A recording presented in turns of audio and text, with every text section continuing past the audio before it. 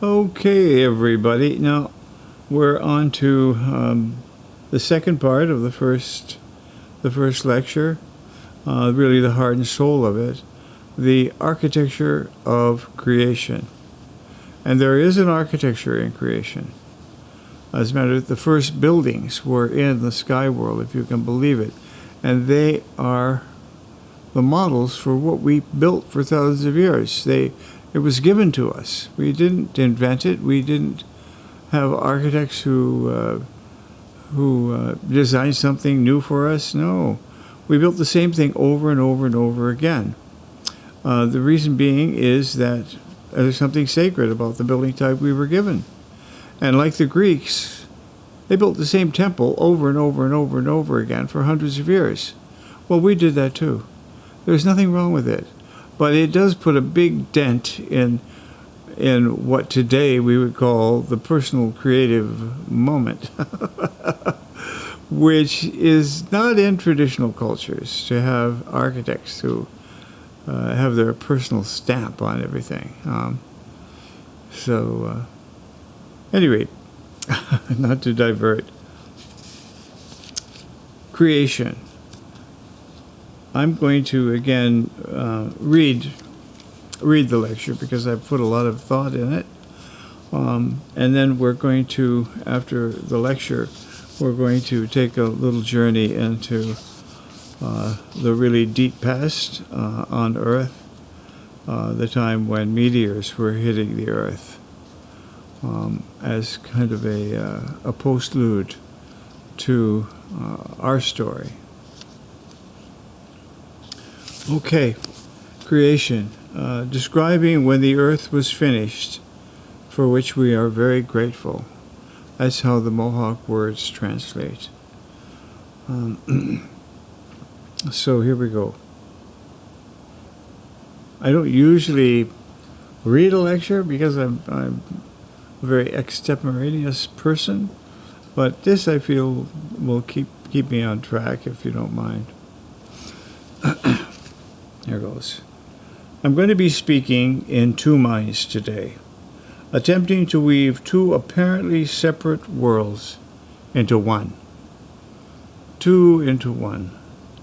They are, in fact, worlds which I hold within myself because my mother was Mohawk from Six Nations of the Grand River, a community of which I am a member today. My father was British. His ancestors migrated here 12 generations ago. The destinies of these two families have been intertwined over the past centuries, as my British ancestors, settling first in Massachusetts, encountered and engaged with my native ancestors across the landscape of New York State and beyond. This is, in fact, my creation story, and I feel obliged to recognize it before I attempt to carry it out on a deeper cultural level. Each of us is, in fact, a new creation. You, everyone in this class. We were born out of ancestral migrations and encounters which give us our unique individual gifts to share in the common space of community.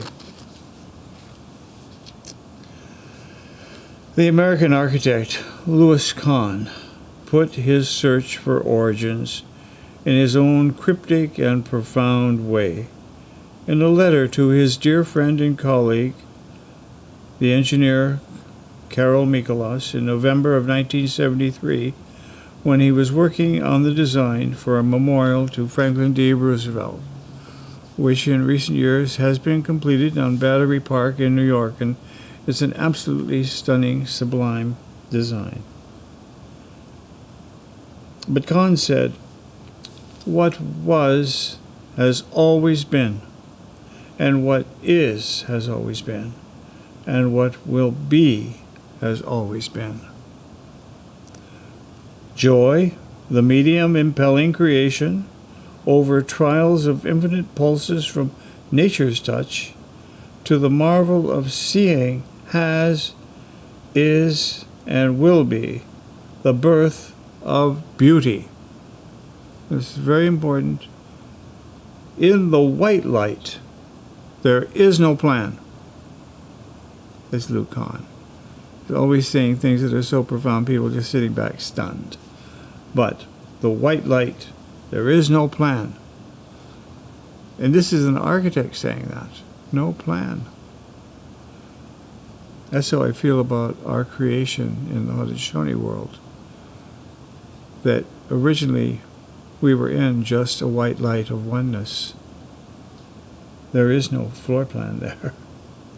Now, ancient events, they become legends, and legends become myths, and myths kindle in each of us, as we hear them again for ourselves, the recognition that we are living in an ancient return in our own lives in this very moment. This is the recovery of architecture, capital A. As Kahn further understood it, in the white light, there is no plan. We know now, as we've always known, that creation happens in cataclysm and transformation, which appears to us like struggle and death and rebirth. There are many forms of creation in the cosmos, and here on Earth too. Coming out of this void is always another world, sometimes light, sometimes water, sometimes the Word, and most often of all these. These stories have much to tell us about how we conduct the natural practice of making the architecture of beautiful buildings. The Iroquois understanding, the Haudenosaunee, which means people who build a long house, the Haudenosaunee knowledge is told down through time as just such a cataclysmic event series. These are the events which directly inform the land we are right on now here in southern Ontario. The indigenous understanding is that this story is the immanent understanding which informs our contemporary respectful conduct. In other words, it's relevant right now, just as real as it's always been. So I'm going to try to share the events of the Iroquoian creation in this spirit. Okay, the sky world is the place before the beginning of time, where the world is lit by the glimmering leaves of a towering tree, the sycamore. The sycamore is the cosmic tree found at the source of every story, even that of Adam and Eve in the primordial garden. There the tree has two spirits, if you remember, good and evil. There's the sycamore in winter. Our Haudenosaunee garden has, among many things, the one in the sky world, ever-growing strawberries, replicated today in the modern botanic practice from California. The story has been handed down in oral tradition with many subtle nuances, which vary from place to place, but are cleanly anchored and fundamental, unchanging facts. You will hear many versions of the creation story among Haudenosaunee people with subtle differences. Now, for these beings in the sky world, there is no pain, there's no sickness, there's no death even, only dreams. Think about it. People only had dreams, no sickness, no death, no pain. And among them is a beautiful woman who is named Yotsisien, the beautiful mature flower, who mysteriously falls ill one day in the place where illness isn't supposed to exist. Her father is guided by a dream to go to a man. His name, Dalanawagan, the holder of the heavens. Dalanawagan immediately falls in love with her beauty, and in his healing of her, she becomes pregnant with his child. He dreams that she must leave this world because of her illness and enter a new world through the roots of the great tree of lights in the middle of the village. This is the sycamore. That is the prime tree in Haudenosaunee creation story. Sycamore. We still have them.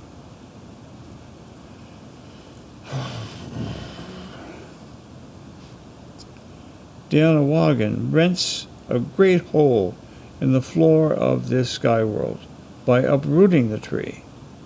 The sycamore, the tree of lights, a breach of the sacred ground in which the cosmic tree is rooted, as above, so below.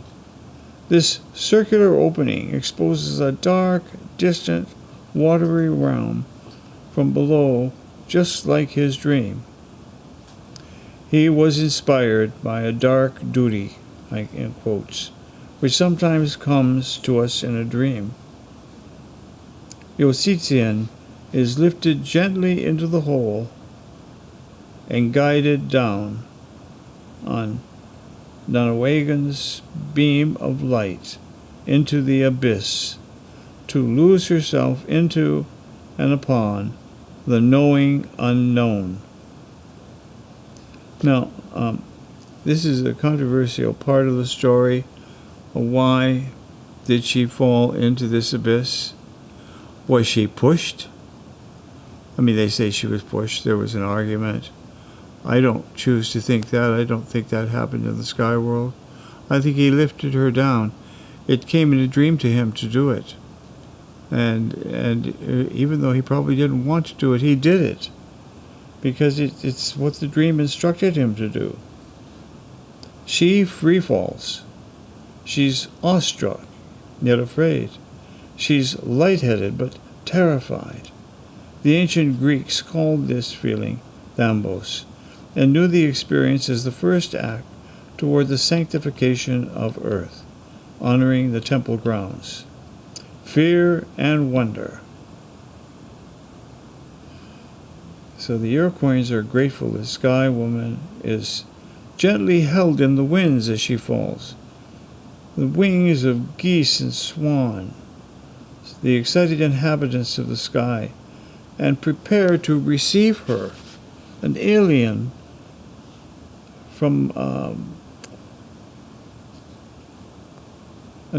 greeted with the kindness shown to those who are found wandering far from home. All the inhabitants there counseled together, the birds, the water mammals, the fish, and agreed that the great sea turtle, whose shellback is in fact our lunar calendar, this will be significant later. If you look at the back of a turtle, there are 13 carapaces. Each represent a cycle of the moon. And we, ancestors, used it for a calendar.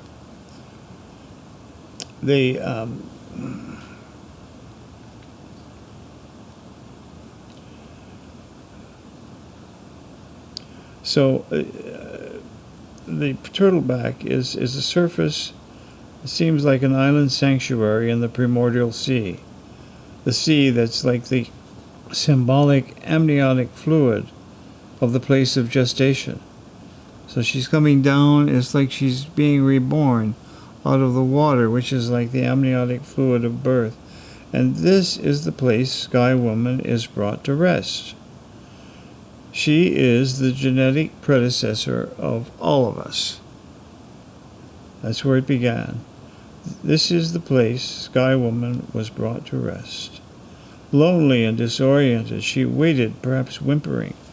Her tears awakened the deep memories and visions of inhabitants there and inspired them to search the dark, watery depths for the organic earth which might breed a world familiar to her. Now, these other inhabitants are not human. It's all the animal life. One after another, they tried to plumb the depths of the water, but unsuccessfully. First the beaver, then the otter, both the dove and the roseback, and both the dove, they rose back to the surface dead. Finally, the humble little muskrat found the courage to dive to the depths. which left him unconscious too. He floated to the surface dead, but he was clutching the first soils of a new earth.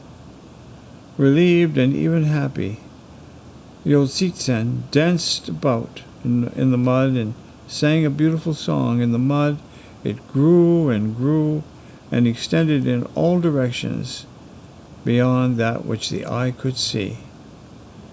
And then she named it Turtle Island, to honor the animal upon which it grew. These are the ancient beginnings of the place we still inhabit today, and we never retire of remembering all the details of how it happened. So she came down. The muskrat brought up. We still honor the little muskrat, clutching soil, but he's dead. And that soil grew and grew and grew and became Turtle Island. Here is a rendition of that story by an artist, Alan Coxis. He did this in consultation with our chief, Jacob Thomas, who advised him in all the details of it. Here's another rendition by David Miracle, which I think is quite lovely. The back of the turtle, North America. And the geese, they're breaking the fall of Sky Woman. This is what happens with the earth that the muskrat brought up. And you can see at the bottom is the Yucatan Peninsula. I want you to keep that in mind because we're coming back to it in just a little bit.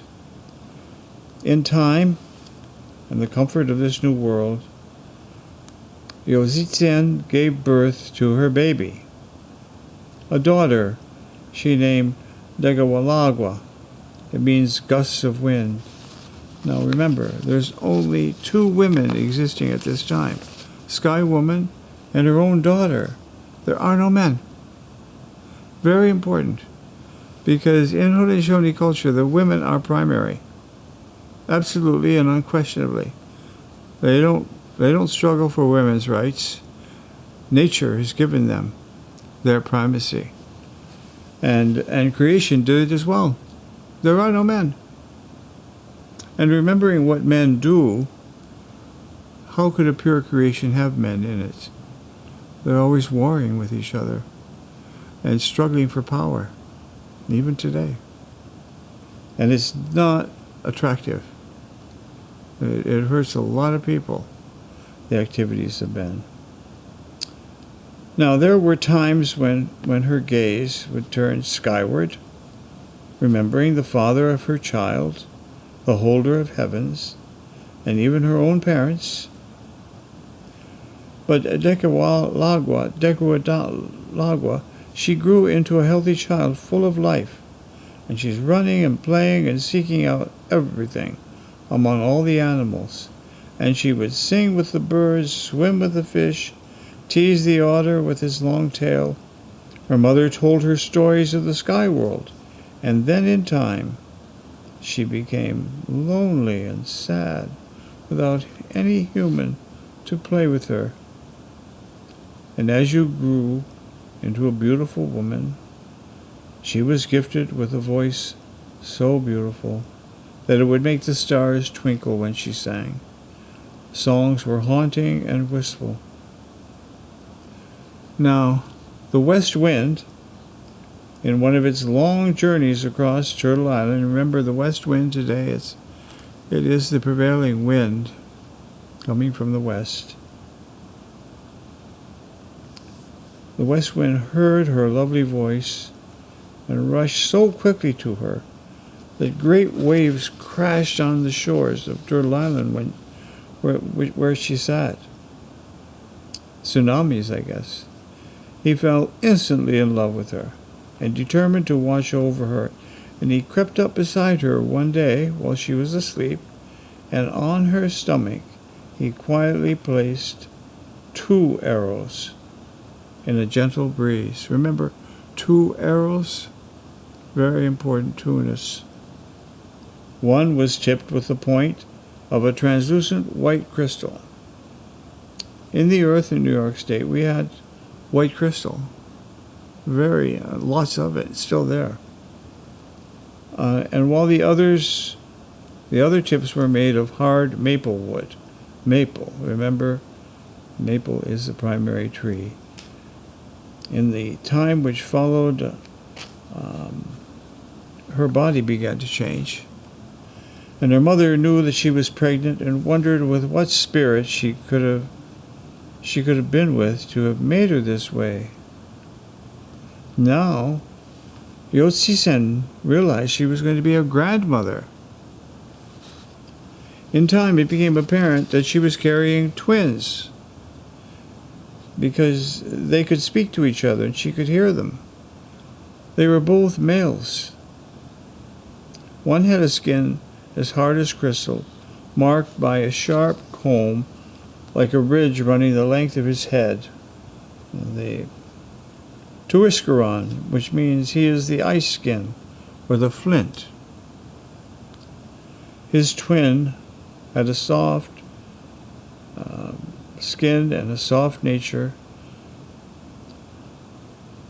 Christera, meaning a new tree or a sapling. Tuiskaron was impatient to be born and would not wait to leave his mother in the natural way. Using the sharp cone of his head, he cut his way through her body and worked his way toward her armpit. Oquistera warned his brother that he would kill his own mother by being born that way. But he was born in the natural way. His impatient brother cut his way through. Hearing his daughter's birthing scream, Yoitzerlin rushed to her daughter and found her lifeless. So the grandmother comes, finds her daughter dead in the birth of twins. Tells you something about men. Two sides. I just wanted to use this painting. I just can't remember her name offhand, but this is the Celestial Woman. It's a very deep painting. These are the women we're talking about. And this is the giant sea turtle. And if you go swimming in the Caribbean or you go to Hawaii or other parts of the world, you will come across giant sea turtles. They swim with people, and they are enormous. I mean, they are like small islands. It's not a fiction when you go swimming with them. You can understand how the back of a turtle could remind people of their inhabited earth. The grandmother, she stood in a rage over the body of her daughter before her grandsons now demanded to know which of them had caused her death. Now Tuiskaron quickly pointed to his gentle brother and said it was him. So the grandmother grabbed him before he could speak and flung the gentle son, Oquisera, and abandoned him to cold and starvation, believing that she would be rid of her murderous grandson in this way. So she made a mistake. She's going to punish the dark son and abandon the good son. The grandmother buried her daughter's body, and it grew here. It grew the three sisters, corn and beans and squash. That's how we saw her body. It nourished the earth and bred the sustenance which we have today. And she later recovered the head of her daughter and placed it in the night sky where she would watch over the earthly home to become the eldest grandmother, looking over the nighttime in her many faces and given sway over all the waters in the earth and in our bodies. Ogwisara, in time, became lonely. The years passed, and he grew into a young man wandering aimlessly on Turtle Island. And one day he came to the edge of a lake. Seeing the world reflected in the water, he dove beneath the surface to discover a new land. He walked for some time, then seeing smoke coming from a lodge in the distance, he approached the lodge, and there he met a man sitting before the entrance who had been watching him on the other side of the water and was concerned with the way that his grandmother had been treating him. This man, the Loniwagan, holder of the sky, had been watching from the sky world. And the fact is, he is the major elder of the sky world, the holder of the sky. So he took the boy aside and instructed him with his duties on how to bring beauty into this world, how to make all the living and growing things, including the lodge, architecture, the longhouse, imbuing them with the compassionate qualities and deep yo. We say yo, beautiful. For many days he described to the boy the new animals, the fishes, the birds and bushes and trees, plants, and the places he would create. His most important task would be to form the human beings from the mud of the earth, the one who walks about on two legs, the Onkwehowe. In time, Ogwisala returned from the watery world to begin his great work. He dug channels for the rivers, streams to flow. He raised the earth into mountains and planted the trees. He made soft rains to gently quench the thirst of the earth and rainbows of color. He created many forms of animal and plant life that harmonized together in balance with each other and with all things. He was making a peaceful place filled with beauty. There's the back of the turtle and the 13 carapaces. Tuiskaran was watching his brother on his return and became jealous and offended by all that he was doing, and of the beauty and gentleness which so contradicted his own nature. This is the painting by Bouguereau. Just the whole idea of having twins. And here they are, the two twins.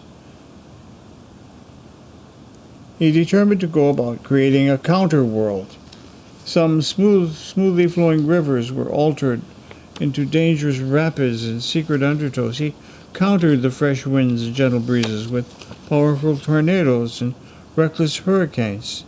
He placed poisoned roots among the deadly berries and mushrooms among the gentle healing medicine plants and the sweet berries. On and on, but Tuiskaran was not pleased with himself, what he was doing.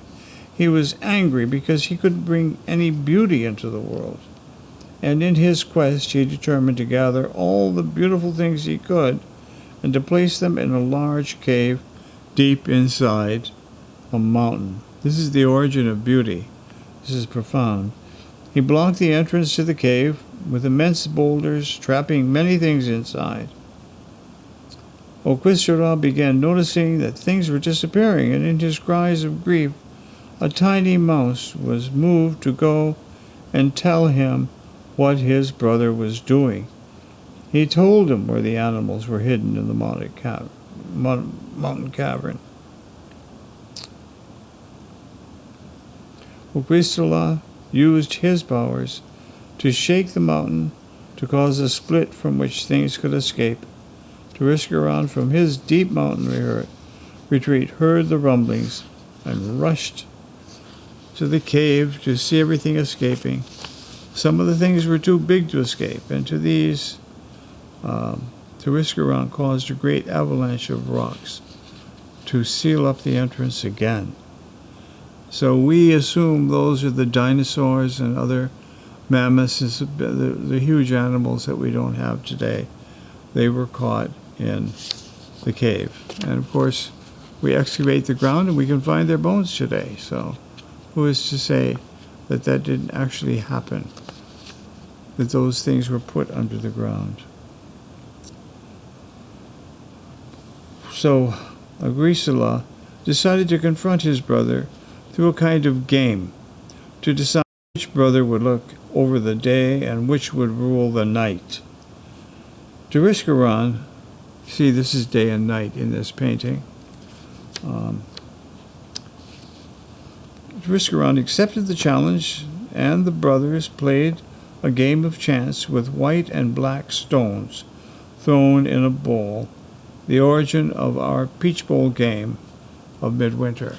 We have a game we play. They make a bowl of burled wood from a burl of a tree and use it to shake peach stones, peach pits. Half of them are played back and half are left their natural color. And what you do, you toss them in the peach bowl, throw them up, and the way they come down is sort of the game of chance, which eventually tells people, that the peach stones are all eliminated. You win the game. So it's a very fun, very simple game, played still today.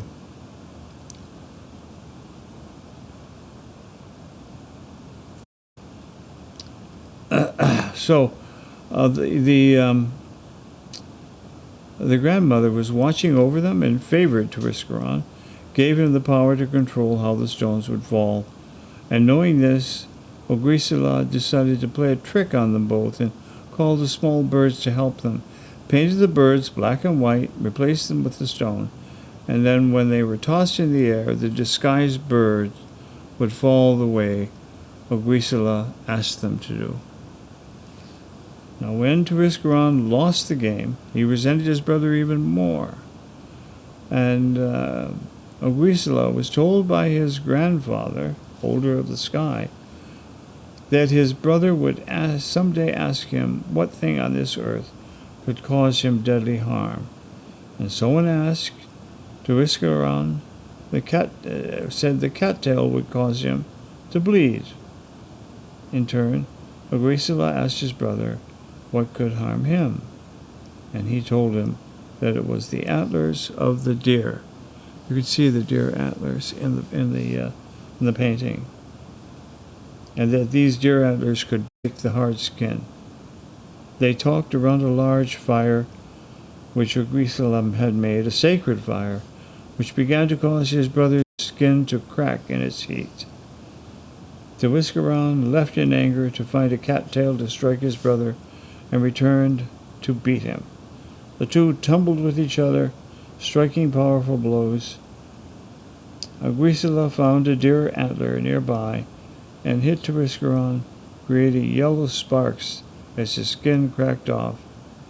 Then began a battle which lasted many days across the land, uprooting trees and gouging large swathes of earth, side rivers, lakes, and mountains in their struggle. The battle finally came to end when Agrisala forced his brother to retreat to caves far beneath the earth, where he continues to live to this day. He's waiting for his chance to return to the world of light. This is why Native people, when they hear about dinosaurs' DNA and about the revivification of these primitive animals, they say, this is from our creation story, that they would try to bring those back. They're not supposed to be brought back. They were placed underground for a reason. So, at any rate, we come to the end. So this is our first story. This is the nature of the beauty that's in the world as it came about. And this is why we're always grateful and aware of the balance of the spirits held everywhere as we walk about here so respectfully on Turtle Island with the knowledge of protection, strength, and healing as we move amongst all creation. And we go, Ona. We're done. So that's one telling of the creation story, and I like it because it's all about beauty and bringing beauty into the world. and how there's a struggle to keep it down. But when it comes forward, we are in the world that we're supposed to be in. The struggle between two men. This is the struggle, in a sense, that goes on today. And it doesn't seem to alleviate.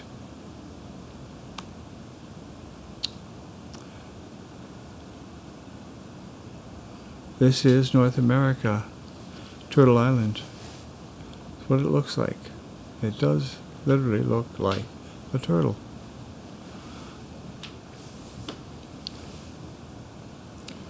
We have a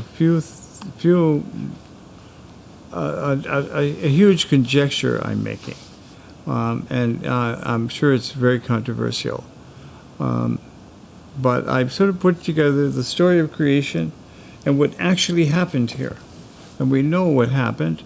As you see in this very dramatic depiction, there's the moon in the background, the earth in the foreground, with the corona of the earth. Something is falling through that atmosphere.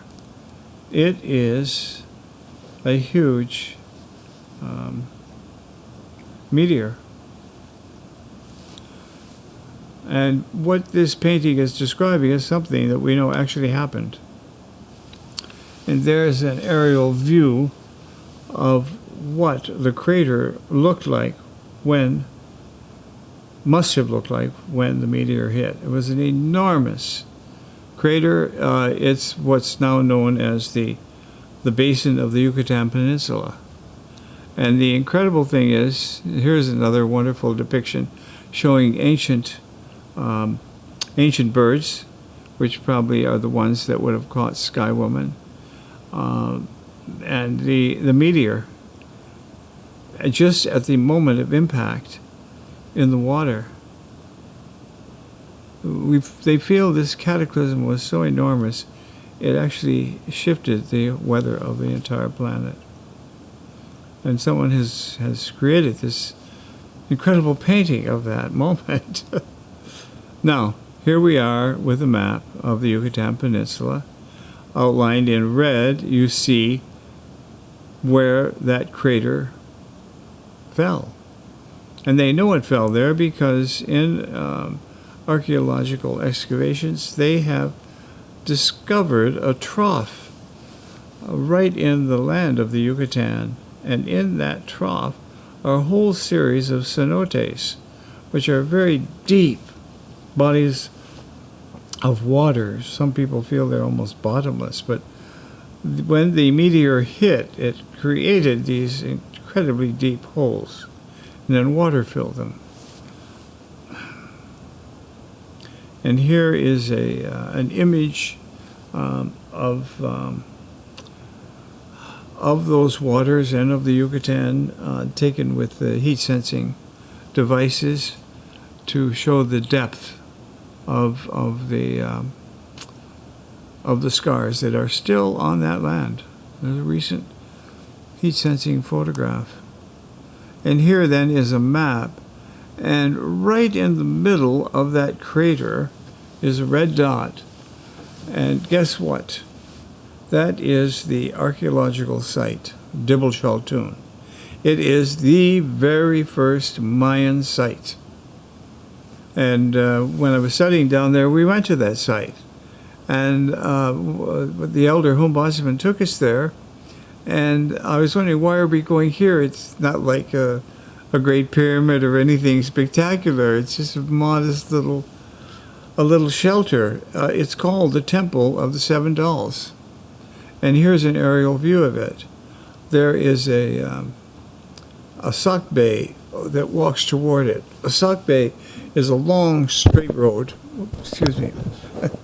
a long straight road that is lined with white crushed stone, so that people could walk up the cenote in the night under full moon and have light.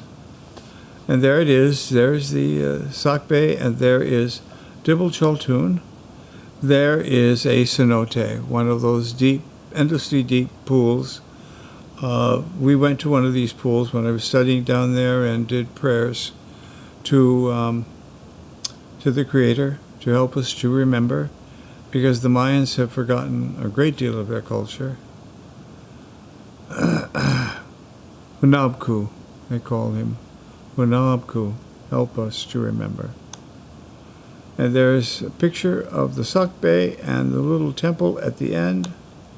There is the temple up closer. It's a very simple square structure with windows facing in the 4 cardinal directions. And there is the sun falling, at the equinox, right through the center of that temple. Now, here is my map.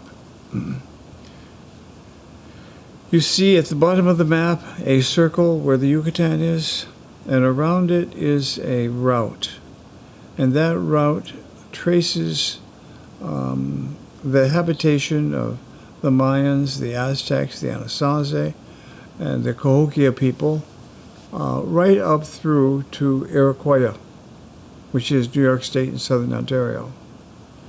This is my conjecture of the migration of my native ancestors. We did not come from the Bering Strait. I know we didn't. And my own journeys took me to all the places on this route, and I know this is the route that my ancestors came from. If for no other reasons, because they look the same as us today. They have soft features. We don't have the Asian eyes that Native people in the north of Canada have. And they came here. This is the watershed of the Great Lake Ontario. And the lake used to be as big as this green area. They called it Lake Iroquois. And then when the waters receded, we have the beautiful Lake Ontario, which is the deepest of all the Great Lakes. How does that happen? I mean, there is more cataclysmic stories to be told, but it makes this place that we're in extremely sacred. Now, cautionary note at the end.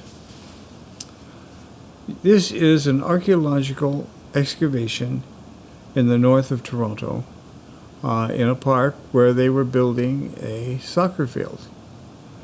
And a man was walking his dog along the edge of the fence that was enclosing the soccer field and saw bones. So immediately he called the police, and the police called in the archaeologists, and they discovered that they were human bones, and that this post hole had been put directly through a native burial of many people. They did an elaborate analysis of it, just to discover how many people were buried there. But you could see in the exigencies of getting a fence built, they desecrated a grave that was profoundly important. After its analysis, at the very bottom, they found a pipe. You can imagine, there was a pipe there, obviously intentionally placed. All of the skulls of the buriers were all gathered together around this pipe, and all their bones were separated. The femurs were all put together. The family actually came together in the burial. They mixed their bones.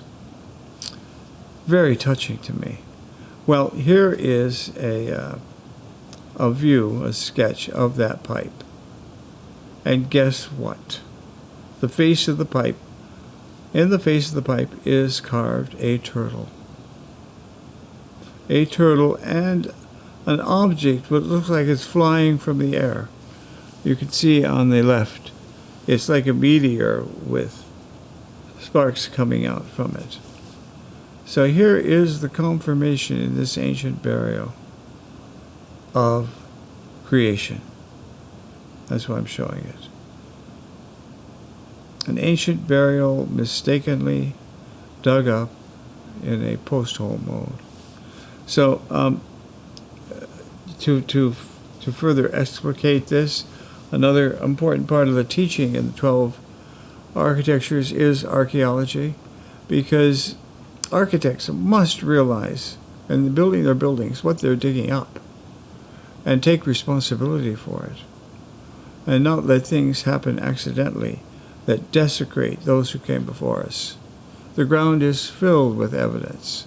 Even right here along the Grand, there's lots of archaeological evidence, and I will talk about an archaeological site up the river that had tremendous meaning to me and what's happened to it over time.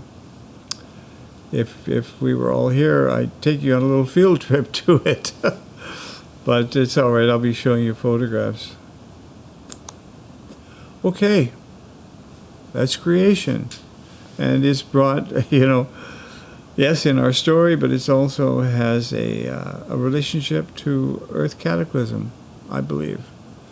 And then it's brought right back to a burial right here in our soils. Desecrated, but right at the bottom, the pipe affirming the story I've just told you. Okay, so that's it for this part. I'm hoping we have a break now, and that the last part of the class will be a discussion and questions, which you may or may not have. So, thank you very much.